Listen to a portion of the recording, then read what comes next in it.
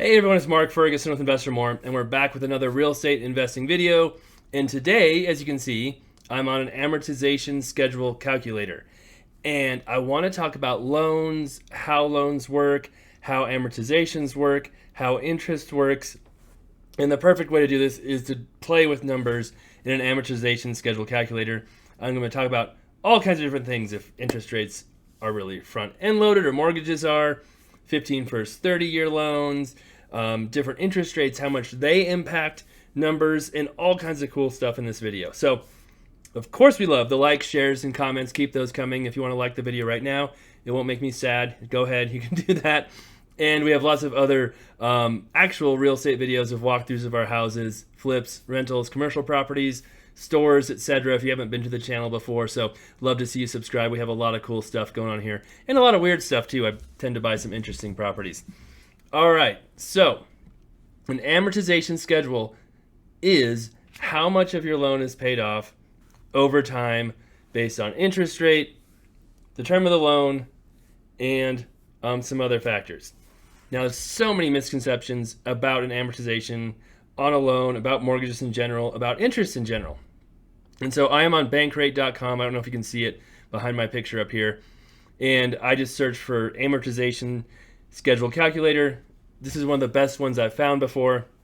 That's why I keep using it. So if I scroll up here, hopefully you can still see stuff. I just checked and I think you can.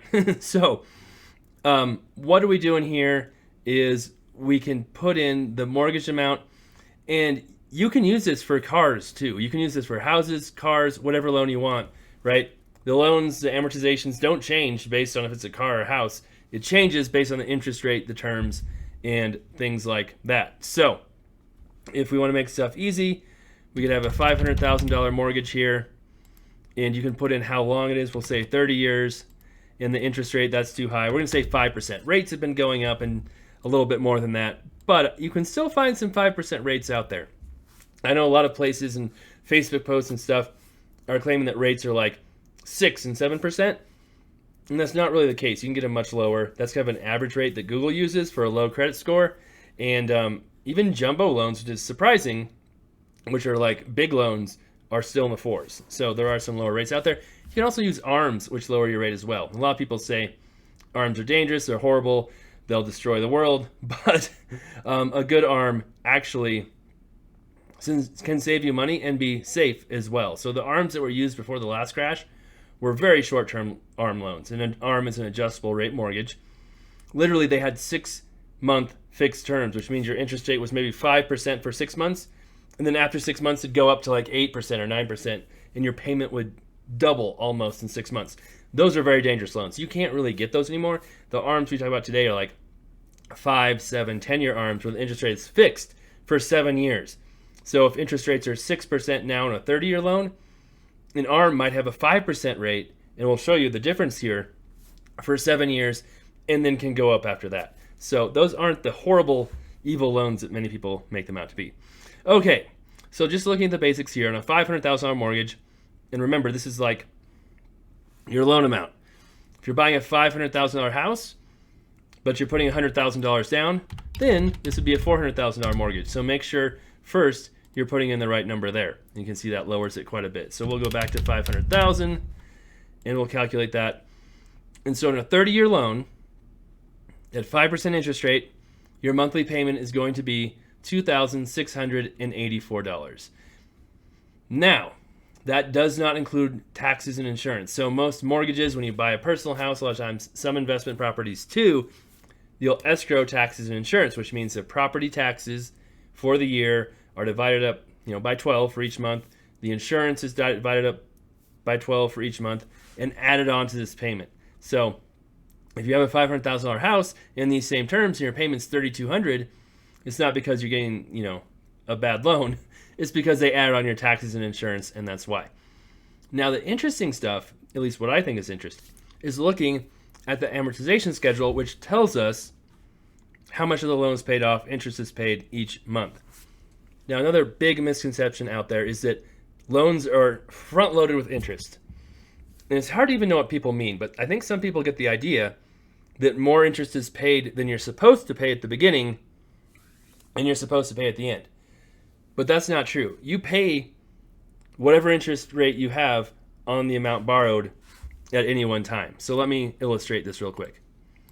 We have a $500,000 loan, and your interest rate is 5%. So multiply that by 0.05. That's 5%. That's the interest you pay per year. And you divide it by 12. You'd pay $2,083 in interest per month.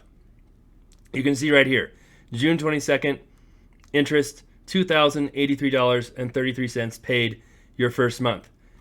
It's not front-end loaded. If you have $500,000 and a 5% interest rate, that's the interest you pay. The reason the amortization changes and how much you pay in interest changes is because you're paying off part of the loan every month. So, as you can see, in your second month right here, your payment's the same. It'll stay the same on a fixed year mortgage. Your principal you pay in the first month is $600. Your interest, we just said, is $2,083. Well, after you pay off this $600, your balance goes down to that. And what you do is you go $499, $399.23. That's your new loan amount. You multiply that by 0.05. That gives you your yearly interest amount. You divide that by 12. Now your payment's $2,080.83. Oh, look at that. It matches. $2,080.83. So loans aren't front loaded with interest. You don't pay more interest than you're supposed to. You simply pay the interest rate on the money you owe. And that interest goes down every month because you owe less money, because you're paying off part of it. So as time goes by, and we can kind of see this as we scroll down here, you're paying $652 in principal, and you're paying $2,031 in interest. So you're paying less interest and more principal every single month as your balance goes down. And we can scroll all the way down here to the very end of the loan, and we can see, the second to last month, $2,684 goes towards principal, $22 goes towards interest. Almost all of it is being paid towards principal. But again, that's not because your interest is front-end loaded. It's simply because you only owe $2,684 in the house, so that only has $22 of interest because your loan amount is so small. Sorry, your loan amount is $2,672. I was looking at the wrong number. So your loan amount is so low that you're paying almost no interest. So that's the basics on how amortization works. They're not front-end loaded. You're not paying a crazy amount in the beginning. You're simply paying whatever you owe. Now, what we can do here is give you an idea. A lot of people say 15-year loans are better. Now, here we go. Total interest paid. Look at that first two. $466,278 over the life of this loan is paid on a 30-year mortgage. Well, if we put in a 15-year mortgage, that number drops to $211, right? And people say, oh my God, I just saved $250,000 by getting a 15-year loan. And yes, technically that's true if you keep paying, the loan over 30 years, the fixed rate one, never pay anything off early, you pay that much less in interest. But it's important to know, almost all of that money and savings comes at the end of the loan, comes after like 22 years. Because look at your payment now. Your payment is now almost $4,000 a month.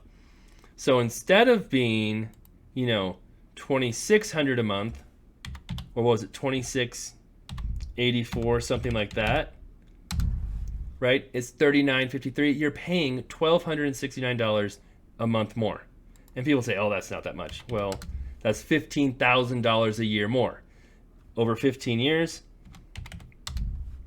you paid $228,000 more to save that money over 15 years. And yes, your payment disappears after 15 years. But what if you had invested that money instead? Invested it in more properties and something that makes a return? Usually you're much better off taking the 30-year option. And if you can, invest that difference into something else, especially in a high inflation environment, because it's better off to pay less now and pay more later on thanks to inflation. You want to pay more when money is worth less and pay less when money is worth more, if that makes sense to you. So yes, it saves you interest over time, but that's because you're paying so much more. And if you're worried about debt to income ratio, if you're worried about buying more properties, then this will hurt you significantly qualifying for more properties, because they look at your monthly payments versus monthly income, and this will hurt you getting more loans.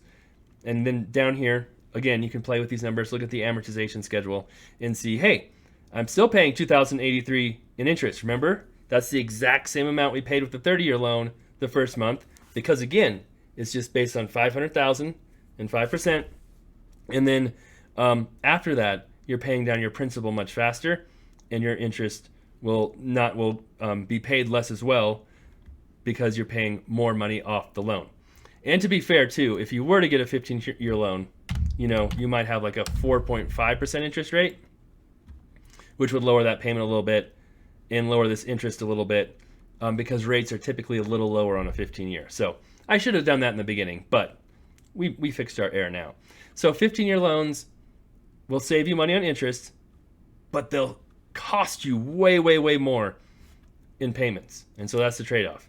And for me, I'd rather have the lower payment, take that money, invest in something else, and keep paying payments way off into the future when inflation kicks in and that money's worth less. All right, so that gives you an idea there. Now, what I'm going to do is I'm going to go back to the 30, and we're going to try some other cool stuff. All right, I'm going to go back to 5. Now, we have interest rates increasing significantly right now, right? So interest rates used to be 3%. What happens if we drop our rate to 3%? Look at our payment. Our payment dropped $500 some, right? Decreased significantly. And what else decreased? Look at the interest you're paying. The interest decreased to $1,250 from $2,083, $800 a month. And again, just to prove people how this works, you take $500,000, multiply it by 3%, divide that by 12. There's your $1,250, right? Not front end loaded. So you can see a low interest rate is so much better than a high rate, because not only is your payment way lower, but you're paying way less interest, and your first payments pay off more principal. So it's like win, win, win, win. And with the low interest rate loan, you still, pay off the loan in 30 years. It's just at the very end, you're paying off a smaller percentage of the principal, because you don't need to pay off as much in the beginning, and that's how your payments are lower, your interest is lower. So low interest rate loans are amazing. They make a huge difference. So if you can get a lower rate loan, a lot of times it's worth it. And we're going to come back here to ARMs for a second, right? We said 5% was maybe a regular loan. Well, what if I can get an ARM for 4%? That drops my payment almost $300, right?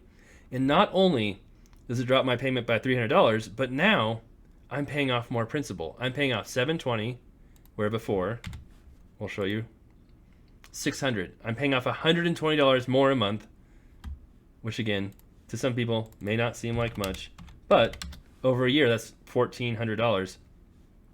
So the lower rate not only saves you money, but it pays down your property faster too. So here's something cool I want to show you. We're still at a 5% rate, right? Let's go down. Let's say you get a 7-year ARM. That means in 2029, where are we? May 2029. My loan balance is I'm going to use my calculator to keep notes. 439, 725. That's how much I paid down my loan with a 5% interest rate after 7 years. So that's how much principal we paid down. We started at $500,000, now at 439. Well, if I make my rate 4, my payment drops, and we go down to 2029 May again, which is right here. My loan is now 430. So what was it before? 439. So I pay off, how much is it? $9,500 more, $450 more, by getting a lower interest rate loan over 7 years. So if you're thinking about an ARM versus a conventional loan, if you have always been told ARMs are bad, you owe less money on an ARM, and even if rates go up significantly, you have it locked in for 7 years. So it can't change in those first 7 years. It's always going to be that 4% or whatever it is. The important part is the difference here that we're talking about between 4 and 5%. Maybe it's between 5 and 6% if rates change. But you can see you save money, plus you have this lower payment. So again, we're going to That was what, 9,000 some savings right there. So 2387.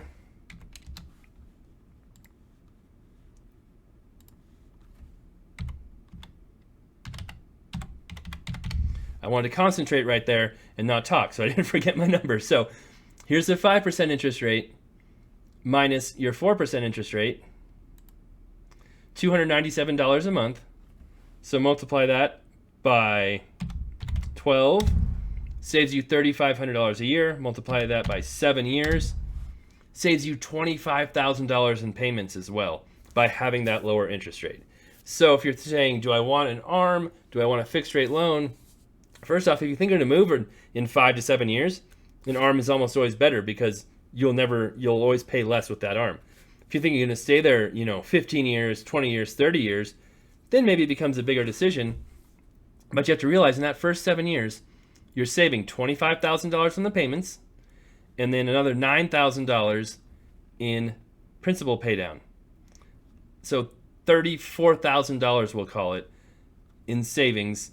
It's actually, no, is $9,500. Yeah, about that. We'll say $34,500 in savings by using that ARM over 7 years. That's a lot of money. So yes, your payment could go up. After 7 years, your rate could go up. You could start paying more, but you saved all this money in the beginning.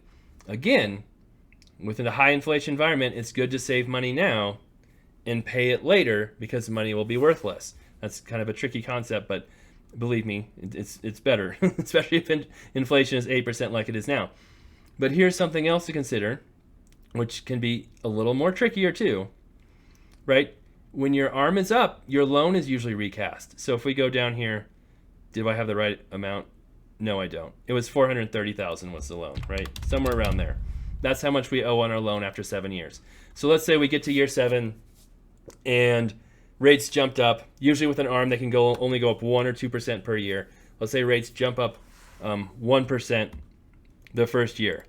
Well, when they recast it, what I mean is they come up with a new payment. Oh, that's not right. Based on what your loan amount is. So we can recast it.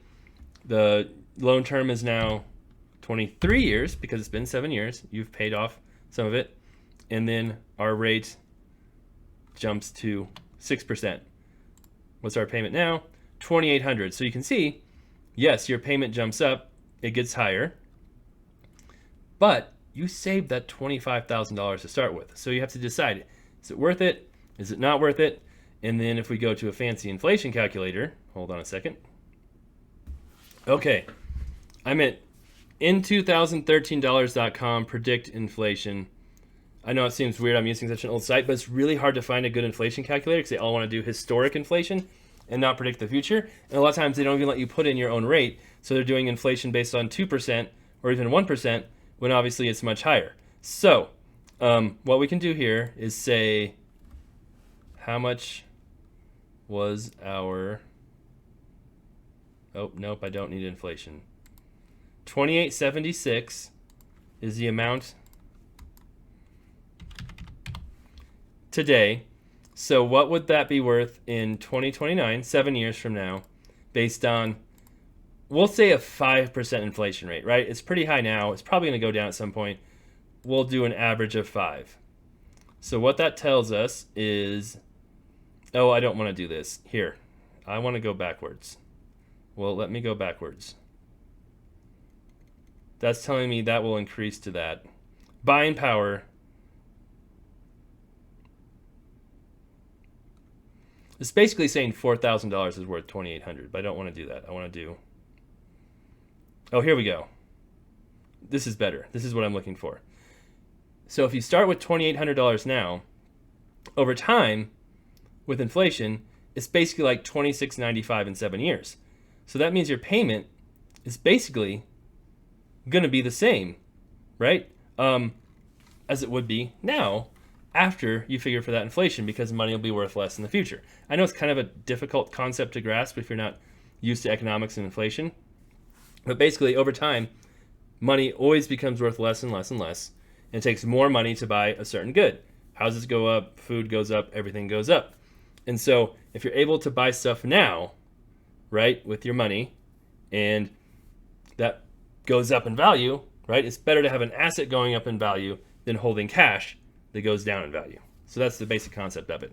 So my whole point is an ARM is not as horrible as you think, even though this payment goes up, because in the future, it's not going to feel like this much. It's going to feel more like $2,600. That's my whole point. Kind of rambling. So ARMs aren't always bad, but this allows you to play with this and figure out exactly how it works. Now let's say your payment goes up to 8%, right? In a couple more years after that, you can see where your payment would go to. Again, that's in the future. Yes, your payment's going up a lot more. You would have saved a lot of money during that time. You know, the $20,000, $34,000 we're talking about. And so you have to figure out, you know, when an ARM is best, when an ARM isn't best. For a while there, when rates were 3%, it was kind of crazy. ARM rates were like 3.5% or 4%. So it obviously made no sense to get an ARM over a fixed rate mortgage if the ARM rate is higher. But now rates are 5 or 6, the ARMs are much lower, and it can save you a lot of money.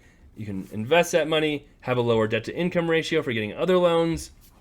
And if you're not going to plan to be there for a long time, if you're going to sell the property, it almost always makes sense to get an ARM. And if you think interest rates are going to go down in the future again, in 5 or 6 or 7 years, you can get an ARM now and then plan to refinance it at a future rate as well. So there's all kinds of things to consider there with ARMs, rates, and everything that goes on right there. Okay. Something else we're going to talk about is car loans, because I am kind of buying another new car. I know, I buy a lot of cars. This one's pretty exciting. So, like I said, you can use this for car loans too. And we're just going to use a $50,000 mortgage amount and show you the difference of how much car loans affect you and your payment and debt to income ratio as well. So again, the only difference between a house amortization and a car amortization is usually how long it is. So you might see a 5-year car loan instead of a 15 or 30-year house loan. And you can see your payment is very high. And why is it so high? Because you're paying it off much sooner. You can look down here and see, you know, the majority of my payment is going towards principal and not interest. And again, it's not because it's not front-end loaded. It's simply because 50,000 times 0.03 divided by 12 is $125 a year. And so you're paying $125 in interest, but way more in principal because you have to pay it off sooner. That's where all that money's going. Now, big difference here too in rates. So let's say rates jump to 4%. Now your payment goes to $920. Now your interest payment goes up and your principal pay down goes down. Again, you jump to 5% because rates go up. Now you're at $943. Again, those numbers change. You go to 6%. Now you're up to $966. Your interest is much higher, right? At $250, you're paying less principal. Even though you have a higher payment, you're paying less principal because more is going to interest. Now, what you can also do with cars, a lot of you know this. Hey, I only want a 3-year car loan. I want to pay this off fast, right? What happens? Yeah, it increases a lot, huh? Now you have a $1,500 car payment because same interest rate, interest doesn't change, but you're paying way more off to get that closed and done in 3 years. Again, you can also get a 7-year car loan, a lot of places, sometimes 8. Honestly, sometimes 12 and sometimes 15 if you're buying exotic cars, but we don't have to get into that right now. Now your payment's $730, right? Half of what it was before, and you're still paying the same interest the first month, but you're paying off less principal because you're paying it off over time. And again, a lot of people say how bad it is to have a long-term car loan or a short, long-term house loan because you're paying it off so much, you're paying more interest. But again, the time value of money is important. Your payment is important. How much you're spending now is important because something else that people don't think about, what if something happens to you? What if you get sick? What if you can't work? What if you lose your job? Well, your 3-year car payment is $1,521 a month. That's a lot, right? And honestly, the interest might go down. That usually happens. Let's say if we do it to 7, maybe this is a 7% loan now because when you push it out, the bank usually charges you more interest. Now your payment's $754. So if something does happen to you, right, is it easier to make that $1,500 payment or that $754 payment? And if you really want to pay the car off earlier, you can do this longer term loan, pay more towards principal if you want to, and then pay it off quicker with a slightly higher rate. So yes, you'll pay a little more interest, but it's sure a lot safer. And if you're worried about debt to income, qualifying for a house or rental properties, you're much better off having this lower payment as well. That's really important to think about if you want to get more loans in the future. So there's a lot that can go on with loans, paying them off, interest rates, and different things. And playing with the amortization schedule really can help you figure out what's best, what's not best. Don't just go into your car dealer and blindly accept whatever they tell you, right? Look at the different options, see the different rates, see the different years they can give you, see the different options they can give you. If you're going to get a house mortgage, do the same thing, right? Just because it's a 15-year loan and you save 0.5% of interest or even 1% interest doesn't mean it's a better loan for you. Look at the payments, how that's going to affect you, how that's going to change, right? If something goes wrong, you get sick, are you going to be able to make that house payment that's $1,500 more?